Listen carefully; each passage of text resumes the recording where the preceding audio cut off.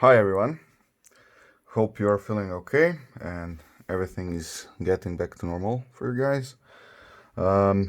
Today we're going to talk a little bit more about linear inequations, and here we have the example from the last time, specifically task 9 that we did in the last video, and we're gonna do a couple of tasks that have situations revolving around like fractions or multiplication and factors inside of it, and what we have to do in cases like tasks with multiple factors or fractions.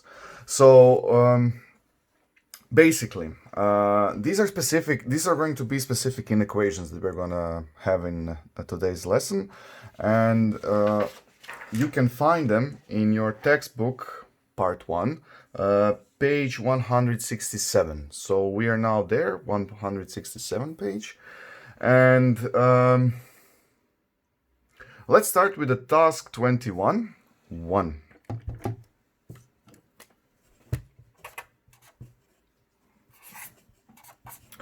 So in this task, the equation or inequation is minus 1 over 2x squared times x minus 5 is less or equal to 0.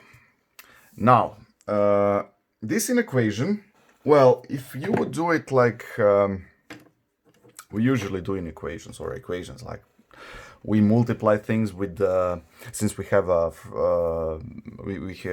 brackets, we usually multiply stuff to see what's going to happen. So let's do it in this case just to multiply.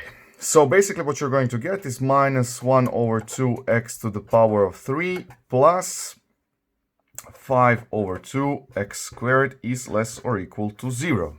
Okay, now if you want to do it like this, well, you're gonna have a problem because we don't know how to solve equations or inequations like these.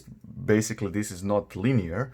We have x to the power of 3 or x cubed, and well, it's solvable. Your calculator can solve it, and you are going to be able to solve it in the second grade or even in the fourth grade specifically. And till then, well, there are other methods we can use. Let's go back to the beginning and the given inequation. So what's going on here? First thing we have to watch out is that we have actually 3 factors in this multiplication. The factors themselves are minus 1 over 2, x squared, and x minus 5. So these are the 3 factors. I'm going to put it in the bracket so that we know it's one thing or a factor. And what's going on between them? When we multiply these 3 factors, we are going to get a number that is less or equal to 0. Okay, so basically what this means is that we have odd number of negative factors. Negative factors, you know this. We have to have odd numbers of them. Okay, so let's start from the beginning. Minus 1 over 2 is already a negative factor, so we have one of them. It's negative, it's less than 0. So we can point it out. X squared, on the other hand, is always positive or 0 for any given x. So second one is greater or equal to 0. So let's now see what's going to happen with the last one. We can determine what is going to be with the last one is just by looking at the first 2. So we have one negative factor, we have one positive factor. So we have to keep the number of negative factors to odd number of them. So basically we have one. This is odd number of them. So the last one has to be also positive or equal to 0. The last one has to be positive or equal to 0 because the first one is negative, and we already have this way odd number of negative factors. We have one of them. If I would say that the last one is negative, well, then we would have even number of them. And in that case, if you have even number of negative numbers, when you multiply them, well, the result has to be positive in that case, and this is not going to be for us. One last thing is, what is happening between all of these situations? It is and. This one is negative, and the second factor is positive, and third factor has to be positive. Okay, so this is the conclusion of all of this. Now, what this means for us, like first one, okay, we don't care about the first one, basically, we're done with it. We have determined it is a negative number, and it will help us to determine what is happening with the last factor. Okay, x minus 5, because of the first one is negative, the x minus 5 has to be positive or equal to 0. So, what we have in this here situation is this. We have that x squared is greater or equal to 0, and x minus 5 is greater or equal to 0. Now, this is the conclusion from the starting point. This is the conclusion part, okay? So x squared is greater or equal to 0, and x minus 5 is greater or equal to 0. Okay, now we can solve them, and is going to be specific in this case. It will tell us that the resulting intervals have to be intersected, and is intersection. If we would have or, well, in that case, we have the union, but not yet. So, the result of all of this, well, basically, in this here case, x can be any real number. Why can it be any real number? Well, if you use any negative x value, so minus 5, minus 6, minus 10, minus pi, whatever you like, and you square it, you will get a positive value. Now, the specific one in all of this is 0. Okay, 0, if you square it, you will get 0. And our, when we square the x, we can get the 0, because we have equality in all of this. So, the result of all of this is x is element of real set. Okay, let's solve the second inequation. So basically here we have x is greater or equal to 5. Okay, now we can use the number line. We point out the 5. All the values that are greater or equal to 5 are on the right side. Equal to 5 means that we have the bracket like this. And you can write down this result as x is element of interval from 5 included to plus infinity. Okay, so now comes the part where we have and. Now I'm going to use the same number line. I'm going to use it. So we have all real numbers. X's can be all real numbers in the first case, and in the second case they are all greater or equal to 5. So I'm going to put the real set here. I'm also going to write this down separately so you see the result. So because of this and, the result x is going to be element of the real set intersected by interval 5 to plus infinity. Okay. Now looking at the number line, intersection is basically where both of them are together. So, or the numbers that are both in one set and the other set. So both in our real set and 5 to plus infinity. Well, this should be then that the resulting set, now this is just for the resulting set without the x element, so from 5 to plus infinity. Okay, so we can write down the solution that x is element of 5 to plus infinity. Now, we're not done with this task, because there is one specific number in all of this which can be the x. And I have basically now excluded it from all of this. Now let's go back to the start and look at what can happen. Now we have at the start equals to 0 also. So inequality is that it is less than 0, but equal part says that it can be also equal to 0. What this means for us that all of this can be equal 0. Now, if I look at the first factor, minus 1 over 2, it cannot be equal to 0 because it's minus 1 over 2.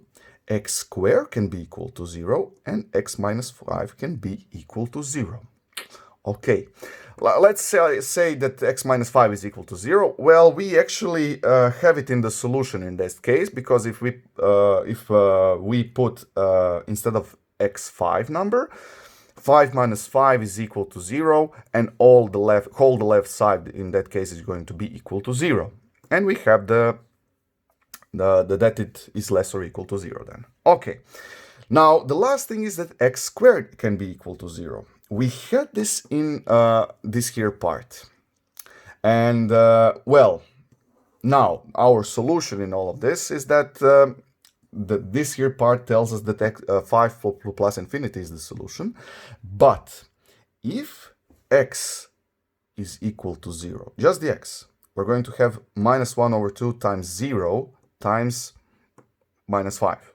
Okay, because of the middle factor is equal to 0, whole left side is then equal to 0, which means that we have the inequality here that is less than or equal to 0, and it fits. It's okay.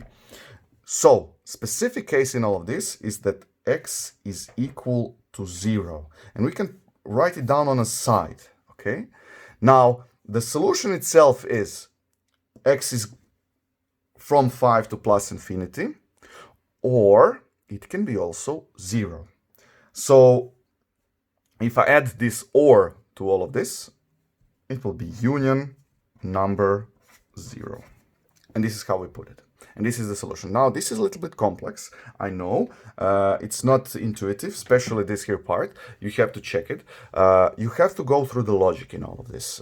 There is no other way. You have to think logically and how to become better at all of this. You have a lot of tasks in this part of the textbook, and I advise you to go through them, to practice, to see what's going to happen.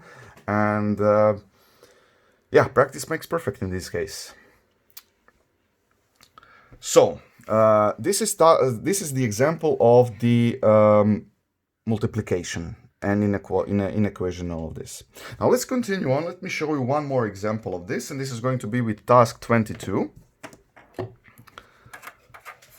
22.1. Let me show you one more example with this. In this here case, the inequation is x minus 1 multiplied by x minus 2. And it is greater than 0. Okay, so we have now this here situation. Now again, first step is, like, can we multiply these brackets with one another? Yes, you can.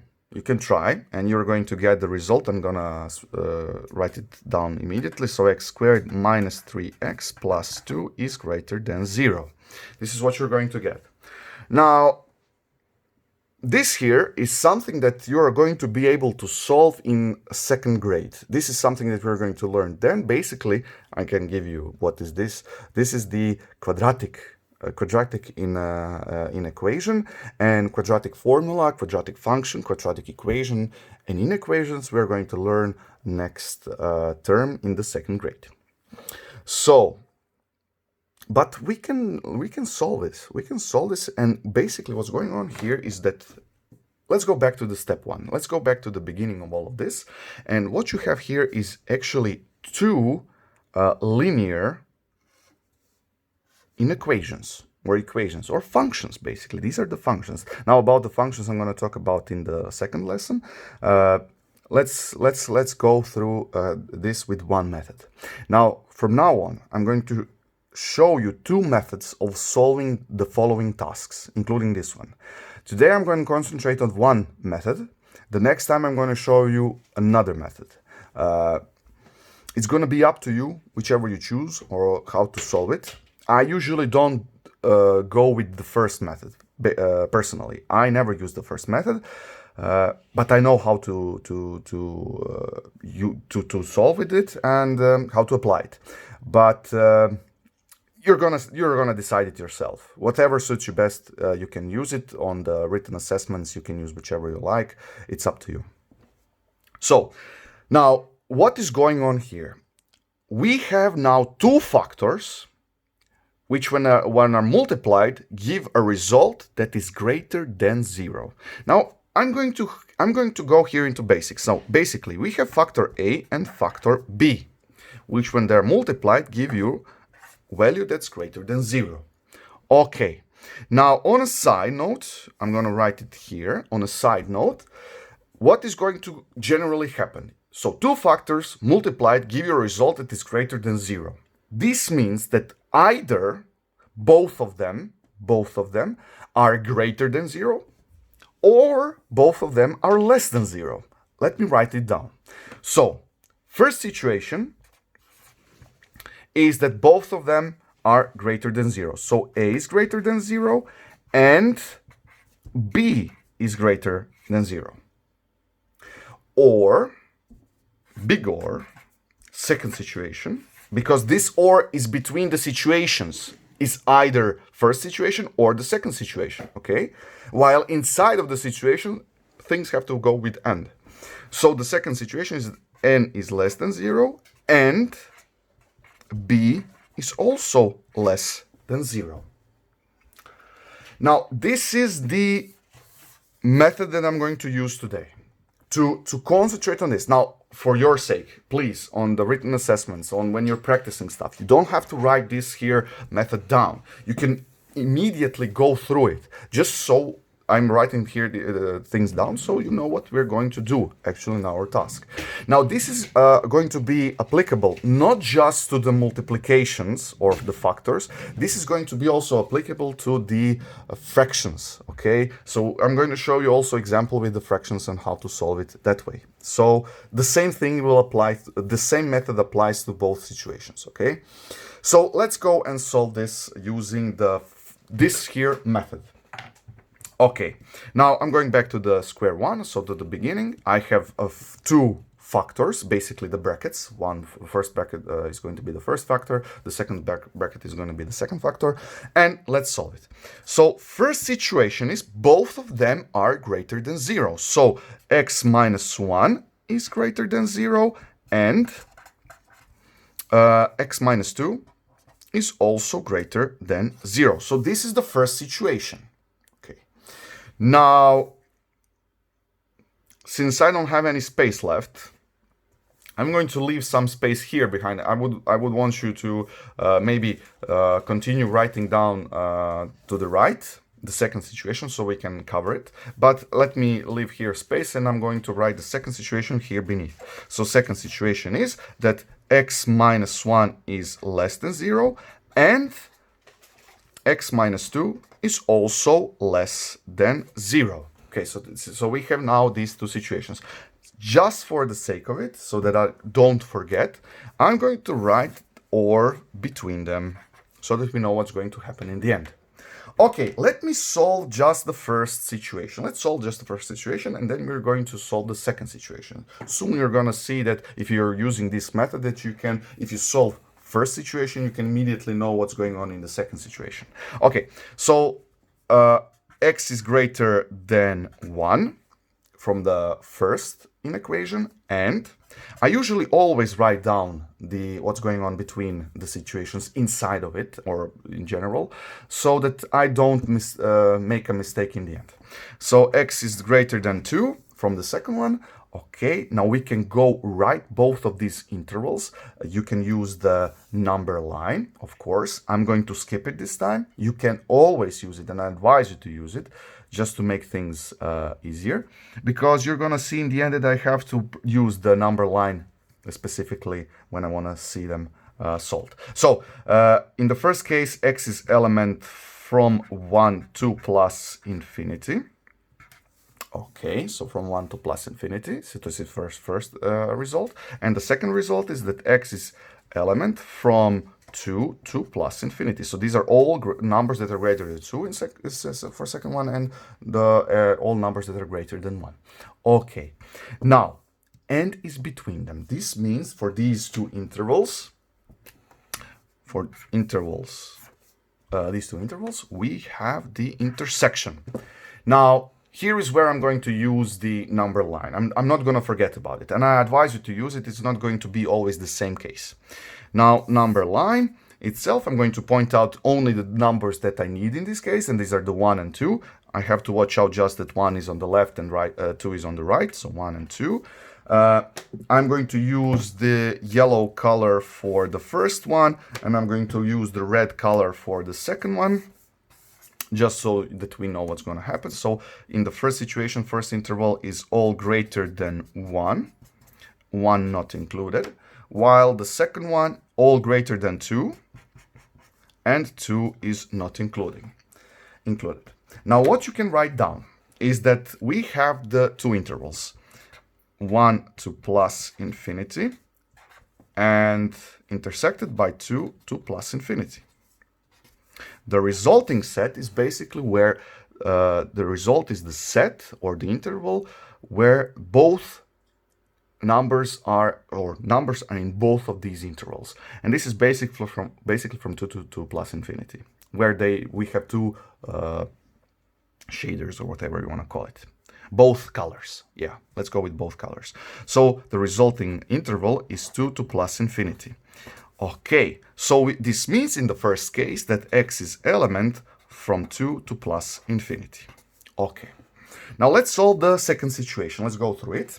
And in the second situation, now first thing is that x is less than 1, okay, and x is less than 2. Simple enough. Now we can write down the intervals. X is element from minus infinity to 1. Okay, so these are all numbers that are less than 1. And x is also element from minus infinity to 2. Second one. Now, again, like in the first situation, we have to use the intersection between these two intervals.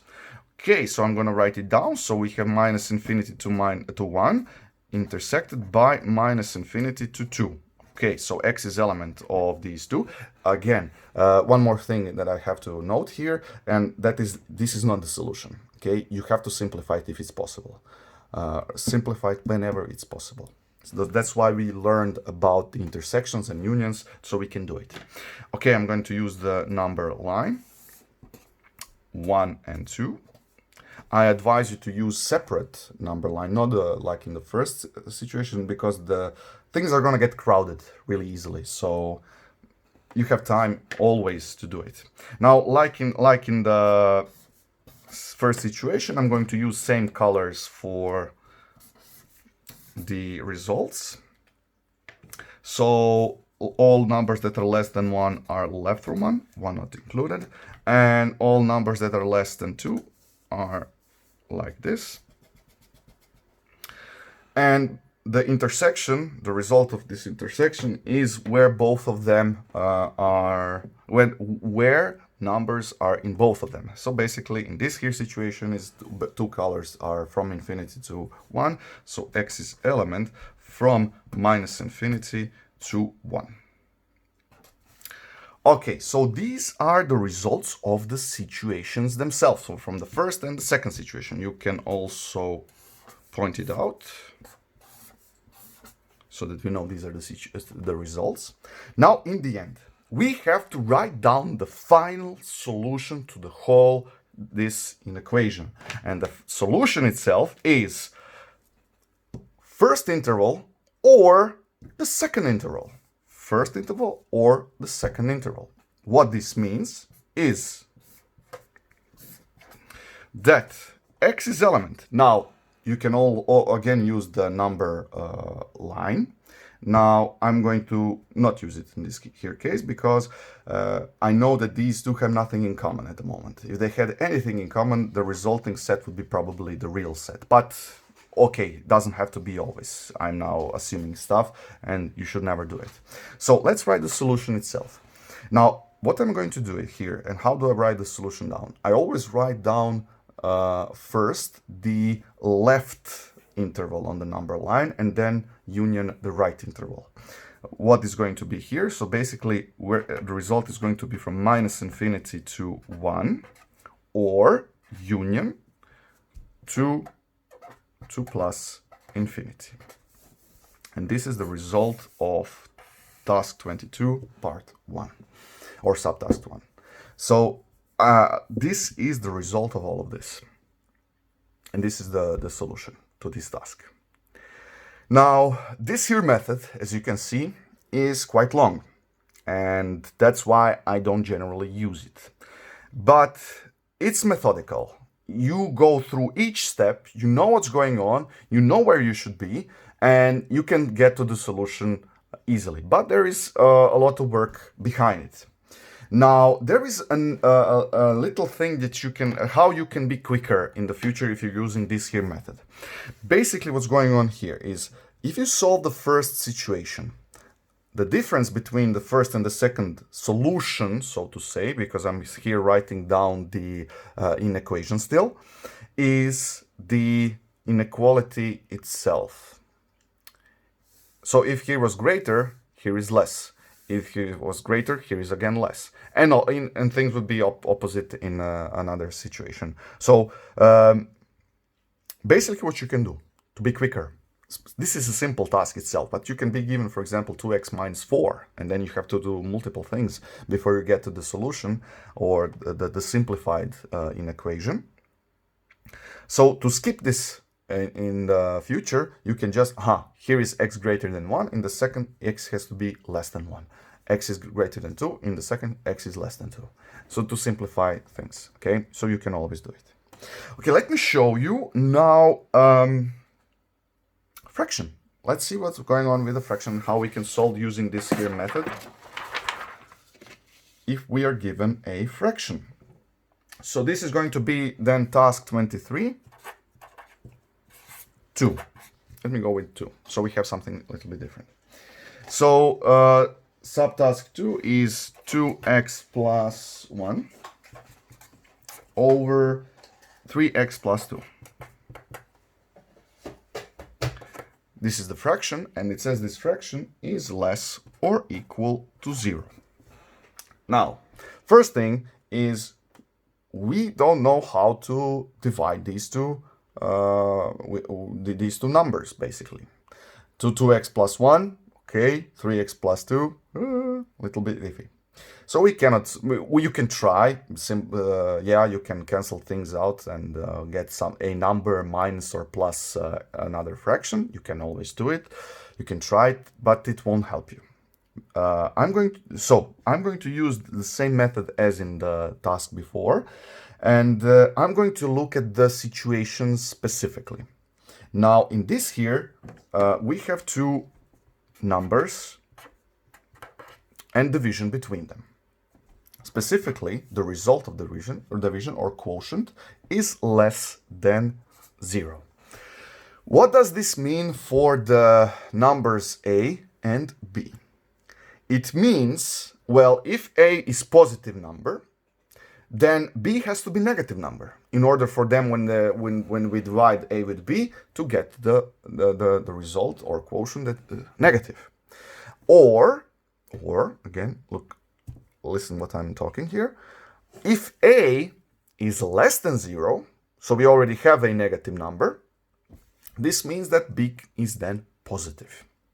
Now there is a little more to it, not just that there are positive and negative, negative, positive. In this here case, we also have the 0, because the fraction here can be 0.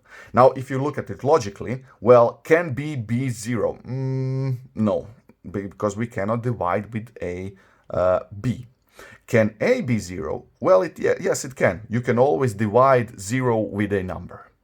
So what's going to happen is going to be this. First situation is a is greater or equal to 0. It can be. And b is going to be less than 0. So this is the first situation. B is less than 0. Now, second situation is that a is less or equal to 0 and b is then greater than 0.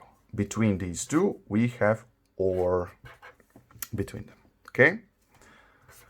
Now, one last question probably some of you have in your heads, and that why couldn't we multiply everything with 3x plus 2, since we know that basically the number that we're dividing with cannot be 0, so we can multiply with it. Oh, I wouldn't advise that because there is a big issue with that. You don't know with which type of number you're multiplying with. If you look at these here situations, you're either multiplying with a negative number or with a positive number. So you cannot, so if you would multiply with b, so to say, you cannot do it because you don't know if it's positive or negative. You don't know. This is the biggest issue. Why is this important? Well, if you multiply with a positive number, nothing changes. Everything is good. Everything's peachy. But if you multiply with a negative number, what is going to happen with the inequality? Well, it will change. So less or equal will become greater or equal in this case. And this is why we cannot do it just like that. Because this number can be both positive and negative. Okay, so this is why we cannot multiply with the number that we're dividing with. Now, I talked to you here about something, and this is a specific case, that b cannot be equal to 0. Now, have we covered this up? Have we covered this up in our method? Yes, we have, because in both of these situations, we don't have a situation where b is actually equal to 0. And this is how we solve this. We don't have to write anything extra. We don't have anything extra to do. We have covered it in this. So basically, we don't have to write conditions. Generally, if this was equation, okay, if this was just equals to 0, we would have a condition that 3x plus 2 has to be different than 0. But since we have covered it in our situations, we don't have to talk about it specifically. Let's finally solve this. Let's go through the method and apply it. So basically, I'm applying the green here things. Okay, so first situation is going to be, let me use the method. So 2x plus 1 is greater or equal to 0, and 3x plus 2 is going to be less than 0. Now, see what's going to happen here. I didn't write here the equality. You don't have to write it down, okay? Because 3x plus 2 cannot be equal to 0. That's why I didn't write the equality down. And also here. Now, since I have extra room for this here task, I can continue writing to the right. So, or bigger. I'm going to write it bigger than everything else because this or is between the situations. So the second situation is going to be 2x plus 1 is going to be less or equal to 0, and 3x plus 2 is going to be greater than 0. Okay, now we have covered both of these situations. How do we continue with this task? We just solve separately each of these simpler inequations. Okay, let's do it. So first thing is going to be that 2x is greater than minus 1. So I have subtracted with 1. And now dividing with 2, so x is going to be greater or equal to minus 1 over 2. Sorry. And let's write down what's going to happen in the second one. So 3x is less than minus 2 because I subtracted with 2, dividing by 3, and we're going to get that x is less than minus 2 over 3. And it's between them. Now, look what's going on here. I'm just solving the first situation. I'm not talking about the second so far. But immediately now, you should know what is going to happen in the second one, okay? Just change the inequality. Switch it. So, let me write down the solution of the first one. So, x is element from minus 1 over 2 to plus infinity. Minus 1 over 2 is going to be included because we have equality, and plus infinity, excluded. Let's write down the second one. X is element, so it's now less than minus 2 over 3. So this means that we are going from minus infinity to minus 2 over 3, and minus 2 over 3 is excluded. Okay, and it's between them, which means we have the intersection between these two intervals. Number line is the line that is going to help us in all of this. The numbers that we have to put on the number line is -1 over 2 and -2 over 3. Now, to know which one is on the left, which one is on the right? So we have here and here a number. Now, which one is lesser? Hopefully, you know that it's -2 over 3. While -1 over 2 is the greater number. Okay. If you're not sure, you do use calculators. Divide -1 over 2 on a calculator and see what's going to happen in a decimal form. And decimal form is always simpler. And this is something that advise even the students in the 4th grade. Okay, so you can always use a calculator to check up on things if you're not certain in the fraction form what's going on. Okay, so the first one, I'm going to stick to the coloring like before so that we don't have any issues. Okay, so -1 over 2 and it's greater than it. Okay. So these are all to the right. -1 over 2 is included.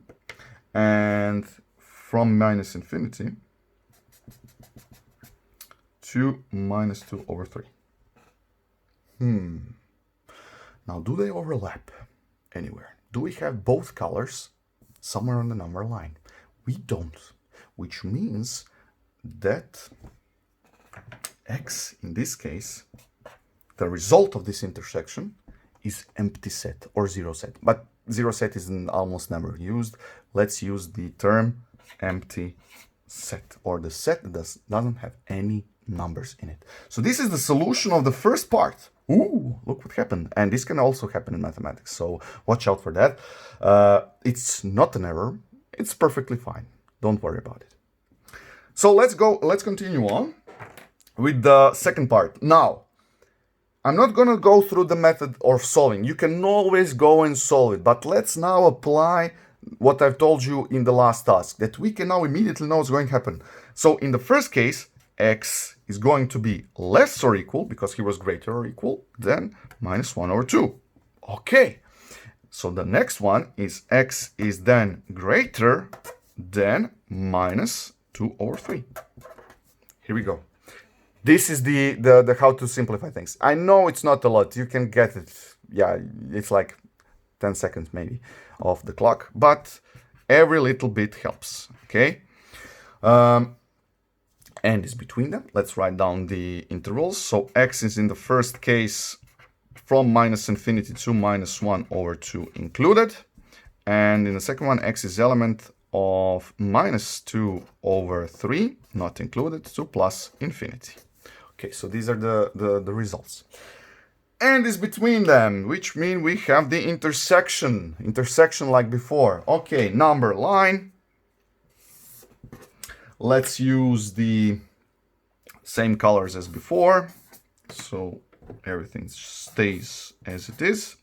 And now we already know the order of the numbers, so -2 over 3, -1 over 2. Okay, here we go. Now let's look at the situation from -infinity to -1 over 2. So these are all left to -1 over 2, including -1 over 2. While in the second situation, these are all greater, so means to the right from -2 over 3. -2 over 3 excluded. Now in this here case, intersection is where we have both colors, or where these intervals overlap.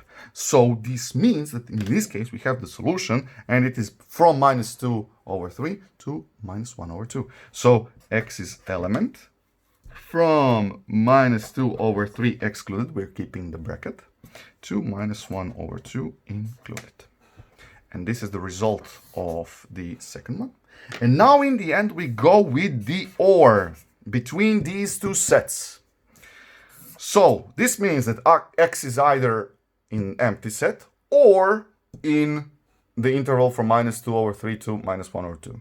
So it can be in either of them, which means if you would put this on the number line, okay, we have already here the solution. I can use the green color for this. Here we go. You have either nothing or this. Well, the result is this here interval. So the result itself that is from this here task that x is element from minus 2 over 3 to minus 1 over 2 minus 2 excluded, included. And this is the end. Okay, guys, now I've shown you the first method. This is the first method. This is a long method. It is simple for some because it's methodical. You go through each step. You know what's going to happen. You can write things down on the side. You can check things. You can, if you make an error, you can go always back to see what's going to happen, and you can trace your steps. You can trace your steps, and it is a safe method. This is why I'm showing it to you, and it is a method that some of you will apply in the future. And of course, it's a good method, so don't worry about it. Now, how to practice the first method? Well,